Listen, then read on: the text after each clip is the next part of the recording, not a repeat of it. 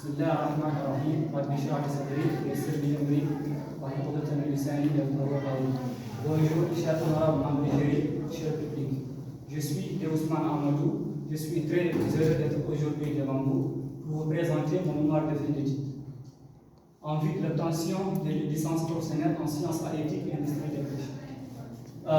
Sous le thème analyse de l'efficacité des systèmes de traçabilité dans la filière de la pêche.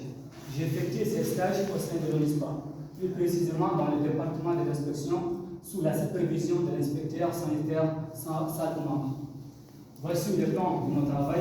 Je vais débuter par une introduction suivie sur la généralité de la traçabilité, matériel et méthode, résultats et descriptions, et enfin nous allons clôturer par une conclusion et des recommandations. Pour l'introduction, le district de pêche est confronté à de nombreux défis, tels que la surpêche, la pêche illégale et non déclarée, ainsi que les problèmes environnementaux liés à la dégradation des écosystèmes marins. Le système de traçabilité sont des outils essentiels pour faire face à ces défis et garantir une gestion plus responsable des ressources marines. La traçabilité dans la filière de la pêche consiste à suivre le parcours d'un poisson, c'est-à-dire depuis la capture jusqu'à sa commercialisation, bien sûr en passant par toutes les étapes de la transformation et de distribution. Cela nous permet de connaître précisément l'origine du poisson, les méthodes de pêche utilisées, ainsi que les conditions dans lesquelles il a été traité et transporté. Un des principaux objectifs de la traçabilité est de lutter contre la pêche illégale. En effet, la pêche illégale représente une menace majeure pour la dureté des ressources marines et pour les communautés qui dépendent de la pêche. Les systèmes de traçabilité nous permettent d'identifier l'authenticité des produits de la pêche et de nous assurer qu'ils ont été capturés légalement dans le respect des réglementations en vigueur. Nous avons ici, il existe plusieurs définitions de la traçabilité. Parmi ces définitions, nous avons celle de l'ISO 8402. Il définit la traçabilité comme l'aptitude à retrouver l'historique d'utilisation ou la localisation d'une entité au moyen d'une identification enregistrée. Nous avons celle de Codex Alimentarius. Il définit la traçabilité comme la capacité de suivre les déplacements d'un aliment parmi les stades précis, c'est-à-dire de la production, de transformation et de distribution, c'est-à-dire de la fourche à la fourchette. Nous avons celle des règlements CD 168 de la Commission de l'Union européenne. Il définit la traçabilité comme la capacité de retracer à travers toutes les étapes de la production, de la transformation et de la distribution, c'est-à-dire suivre les cheminements d'une denrée alimentaire. Nous avons les acteurs de la traçabilité. La question de la traçabilité est différente des autres problèmes liés à la qualité. Dans ce sens, elle ne fait pas intervenir tout simplement le fournisseur et le consommateur, mais surtout l'État. Le fournisseur, c'est celui qui fournit la matière première au producteur. Et le producteur, il va transformer cette matière première en produit fini, bien sûr, sain et soluble, qui sera distribué aux consommateurs. Dans ce cas, l'État intervient, parce que l'État joue un rôle très important. Il va mettre en place des autorités compétentes. Par exemple, ici en Mauritanie, nous avons le garde-côte et l'ONISPA qui veillent sur l'application réglementaire de traçabilité dans la filière de pêche. Nous avons aussi le système de traçabilité. La traçabilité poursuit deux objectifs complémentaires. Elle implique donc des notions très importantes. Nous avons le tracking. En français, c'est le suivi quantitatif. Il nous permet de localiser les produits. C'est pour cela que le tracking répond aux deux questions, où et quand. Nous avons le tracing. En français, c'est le suivi qualitatif. Il nous permet de tracer toutes les informations liées au produit, de la capture à la vente. C'est pour cela que le tracing répond aux plusieurs questions. Quoi, avec quoi, comment, par qui et pourquoi. Nous avons aussi les directions de la traçabilité. On peut appeler aussi les différents types de traçabilité. La traçabilité amont, appelée aussi la traçabilité ascendante, c'est toute traçabilité qui s'effectue avant la rentrée des matières premières en production. Il nous permet d'identifier les fournisseurs et la matière première. Nous avons la traçabilité interne, appelée aussi la traçabilité horizontale. C'est toute traçabilité qui s'effectue au sein de l'usine. Il nous permet, on peut dire, c'est la traçabilité, c'est tout le processus de fabrication.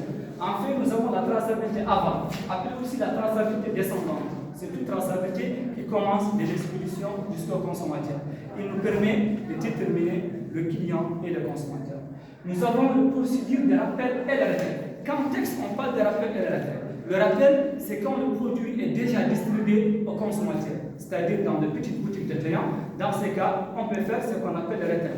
Pour plusieurs raisons, peut-être en cas d'anomalie de fabrication ou de non-conformité. Le retrait, c'est quand le produit n'est pas encore distribué au consommateur, c'est-à-dire le produit est dans la main du producteur, ou bien dans les grands entrepôts. Dans ces cas, on peut faire ce qu'on appelle le retrait, pour plusieurs raisons, peut-être en cas de défaut de produit. Ensuite, on appelle en méthode, enfin, d'analyser l'efficacité des systèmes de traçabilité. J'ai procédé une méthode très simple, qui est l'enquête. J'ai effectué l'enquête à l'aide d'une application téléphonique dénommée CocoCollect. Après avoir collecté les données, je les transmis sur Excel pour le traitement. Bien sûr, enfin, j'ai utilisé Word pour la rédaction de mon rapport. Alors, vite au résultat, à cause de la règle biologique et de non-disponibilité de certains responsables d'hygiène et qualité, j'ai pu questionner 45 établissements qui sont répartis comme suit: 31 usines de congélation, 12 usines farine et huile de poisson et une usine de conserve. Ici, j'ai focalisé plus sur les usines de congélation car leur destination et car le produit est destiné à la consommation humaine. Au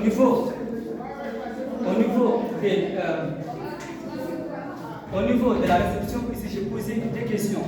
Avez-vous une fiche d'expédition? Si oui, cette fiche contenait les informations suivantes, telles que zone de pêche, nom de l'espèce, etc. On voit ici que nom de l'espèce et la date de réception, ça ne pose pas de problème. Mais au niveau des zones de pêche, il y a 25 établissements qui ne connaissent pas la provenance de leurs produits. Ici, nous avons 13 usines qui ne mettent pas le nom de l'embarcation et aussi 27 usines qui ne mettent pas le numéro matricule, numéro camion fournisseur. Comme il est important de connaître les coordonnées de ces fournisseurs, donc ici j'ai posé des questions. Avez-vous une liste de fournisseurs? Si oui, cette liste contenait les informations suivantes, telles que contact, numéro bateau pur, numéro carte maladie. On voit que cet établissement, ils n'ont même pas une liste de fournisseurs. Il y a certains qui ont plus simplement un contact, il y a certains qui ont le 2, il y a certains aussi qui ont le 3. Passons. Donc, ce qui concerne la documentation relative à la traçabilité, ici j'ai posé 4 questions. Pour la première question, respectez-vous les numéros de l'eau tout au long de la chaîne de production? On voit que 15 usines ne respectent pas le numéro de l'eau tout au long de la chaîne de production. Ici, pour la deuxième question, avez-vous une instruction d'identification du numéro de l'eau? Il y a 20 usines qui n'ont même pas mis en place une instruction d'identification du numéro de l'eau. Ici, la troisième question, avez-vous une procédure de suivi de la traçabilité? Il y a 45 usines qui me répondent, oui, nous avons une procédure de suivi de la traçabilité. Mais est-ce que cette procédure de suivi de traçabilité est appliquée comme il le faut? Donc, nous avons ici, je posais ici, avez-vous une fiche de test de traçabilité? Il y a 90% des usines qui ne connaissent pas c'est quoi une fiche de test de traçabilité. Au niveau de l'expédition, ici, comme d'habitude, j'ai posé des questions. Avez-vous une fiche d'expédition? Si oui, cette fiche contenait les informations suivantes, telles que pays d'origine, l'agrément, destination, numéro de conteneur, etc.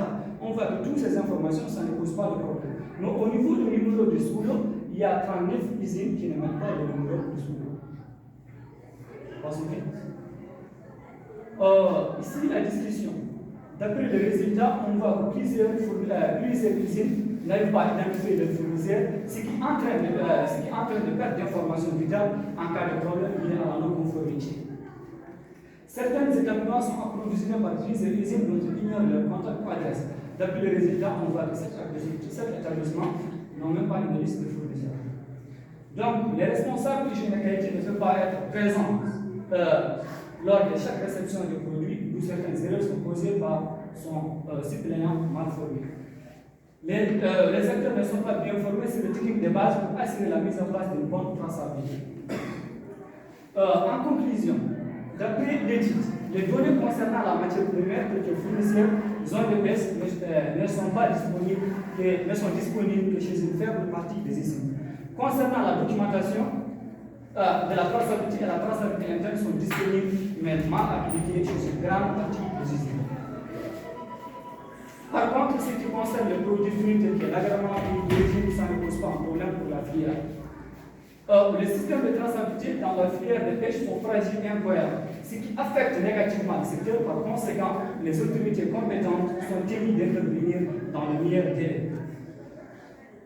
Comme l'analyse de l'efficacité du système de traçabilité est essentielle pour garantir la sécurité alimentaire, la conformité réglementaire et la satisfaction des consommateurs, je recommande aux usiniers d'identifier les besoins spécifiques, c'est-à-dire déterminer les informations espèces, zone de pêche, etc.